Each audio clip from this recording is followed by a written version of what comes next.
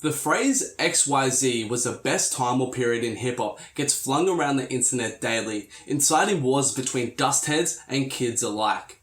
But what does it mean for a time or period to be the best time in hip-hop?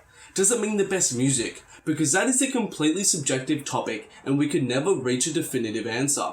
Does it mean when the music was most popular? Well, just because something was more popular than it previously was, doesn't mean it is necessarily better. For example, Drake's views. These are often the go-to reasons, but they never seem to form a well-rounded case for the answer given. I definitely think it is more than just the music. We should look at the complete fan experience in order to determine what time has been the best time in hip-hop. Because, what is music if you can't access it? What is music if you can't experience it live? What is music if it doesn't speak to you? What is music if you cannot stay up to date about general information releases? And what is music if it alienates you from the community that you want to be a part of? These questions show that there is more than just some music that needs to be taken into account. We need to take into account the holistic fan experience in order to determine what time has been the best for fans, and then hopefully we can determine the best time or era in hip-hop. To get something out of the way from the get-go, because this is generally the be-all and end-all for people, the music doesn't fucking matter. Everybody likes what they like. For the sake of this conversation, the quality and comparisons between the music will be more or less irrelevant. To suggest that the 90s were better because Biggie could rhyme better than Yachty when Kendrick simultaneously exists and is more relevant than Yachty will ever be shows that you have a lack of understanding on the topic at hand. You can think that the music from a certain time period is better, while agreeing that there has been better times to be a fan of hip-hop. Well, let's dive in and begin to break these down. You dig? Let's begin by discussing the most important aspect to this, actually listening to the music. For the sake of fairness, we will only be discussing legitimate means, so burning CDs and illegal downloads will not be taken into account. Let's start with an example. In '94, I would have to pay around $100 Australian to purchase new albums from Biggie, Beastie Boys, UGK, and Nas. Today, however, for $15 monthly, I can pay for Spotify, which not only gives me access to those songs, but something like 30 million other songs. All for less than the price of an album a month, and at the convenience of a device of my choice. On my phone right now, there are something like 30 hip-hop albums from 2016. In the 90s, if I wanted to have access to all those, I would have to pay something like $600. However, today, I could have access to all those plus more for $180 a year. I would be paying 3 times the amount to have less convenient access to a smaller range of music. Not to mention free services such as unpaid Spotify, YouTube, SoundCloud, and mixtapes, which provide an endless supply of free music, all at your fingertips. For a country to receive an artist's music, the artist has to be relatively popular locally, or else the label is wasting their time and money. For example, do you think a Joey Badass album is half as available worldwide compared to a Drake album? In today's landscape though, you are able to buy physical copies online, stream, and download them anywhere with internet, removing all geographic limitations that used to exist, meaning more fans worldwide aren't held back by geographic limitations and are able to access their favorite artist's music. Granted, this does mean that people without internet have access to significantly less music. But in 2014, 78% of the developed world had internet access. It is getting rarer and rarer to find people who would be interested in hip-hop but don't have internet access. Regardless, worldwide, more so than ever before, people have cheaper, easier, and better access to a wider array of music, which is a great thing. The taste of your lips and the way you wear your hair.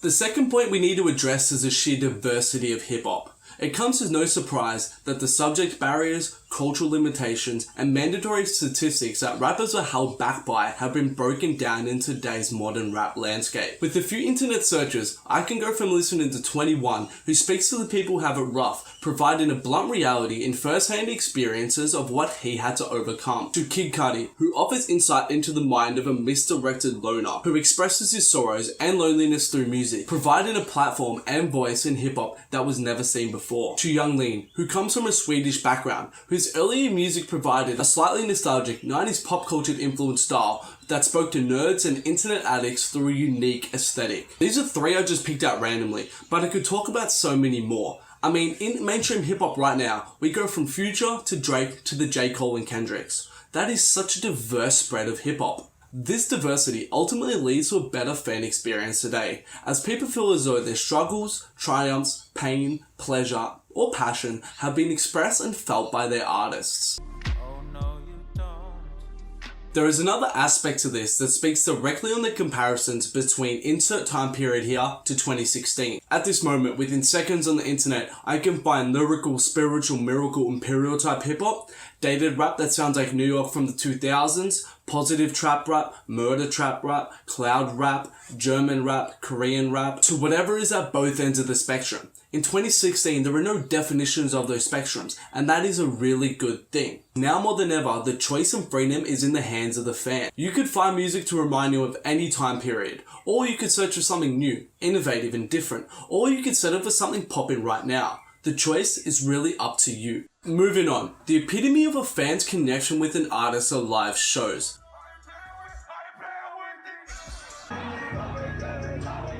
They offer a unique relationship and experience that cannot be delivered through solely audio. Luckily, right now more than ever before, hip-hop artists are touring, generally hitting Europe and America at least once a year, and branching out to the Asia Pacific more and more. As income from album sales continue to decline, artists look to perform and tour more to make up for slower income through traditional means. Furthermore, because of the internet, more artists than ever before can actually tour. It's crazy how artists like Denzel Curry, Young Lean, and Mick Jenkins can get bookings anywhere, from Europe to Northern America to even Australia, all with little to no radio play. Even smaller artists like Uno the Activist and D Savage, who combined have less than 70k Twitter followers, can make good money and pack out shows across America. This is all because of the internet. For many like myself, we wait out, anticipate, and lose our minds when we see our favourite artists perform live. So if more so than ever before we are blessed with more opportunities to do that, that can only be seen as an improvement for the fans. Just like how mainstream media and news has learned to adapt to the 24/7 news cycle of the internet, so has hip-hop media. Gone are the days when magazines had all the exclusive interviews, always received albums early to review, and were the go-to source of information. They have been replaced by the 24/7 news cycle of the internet. Whether that is a good thing or bad thing is debatable. On one hand, it means that fans can stay up to date with their favourite artists easier, receive relevant information and news, discover new music, among a wealth of other benefits, all for no cost. However, these perks do come at an undeniable cost. The constant clickbait, fake news, pointless articles, and fabricated beats have positioned the culture only a step or two away from Hollywood gossip for certain artists. It really is a matter of how you look at it, but from my experience, it is pretty easy to tell the fake from the real. You mean to tell me that Bill Gates offered the GOAT, aka Young Thugger, the greatest artist of our generation, $9 million to quit rap?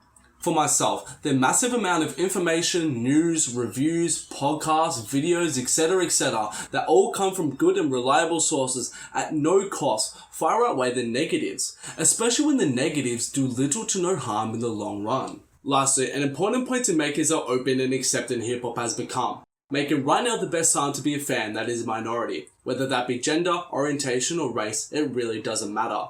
Thanks to the help of artists like Young Thug, Kanye, as well as openly gay artists such as Young M.A., it has led to the breaking down of gender roles, expectations, and norms within hip-hop, leading to less prevalent homophobia and hatred within hip-hop. I just made a lot of points, but let's tie it back to our original question. What time has been the best for hip-hop? Quite a loaded question, to which I came to the conclusion that the best way to assess this was to disregard everybody's personal and subjective feelings about music and instead critique and break down what time has been the best to be a fan of hip-hop. All these points made above have led to these conclusions. Right now it is easier than ever to listen to, access, download, and buy new music. It is easier than ever to find and discover new and interesting forms of hip-hop, some of which never used to exist before. It is easier than ever to witness your favourite artists perform live, and it is easier than ever to stay up to date about relevant information and news about said artist. And on top of this, hip-hop is more open and accepting than it ever has been before, making right now the most inviting time in hip-hop's history. Noting all of that, how could you argue these two things? Firstly, that right now is the best time to be a fan of hip-hop. And therefore, secondly, right now hip-hop is in the best shape it's ever been before. You dig? Thanks for watching, guys. Make sure to like, subscribe, and follow me on all social medias. And remember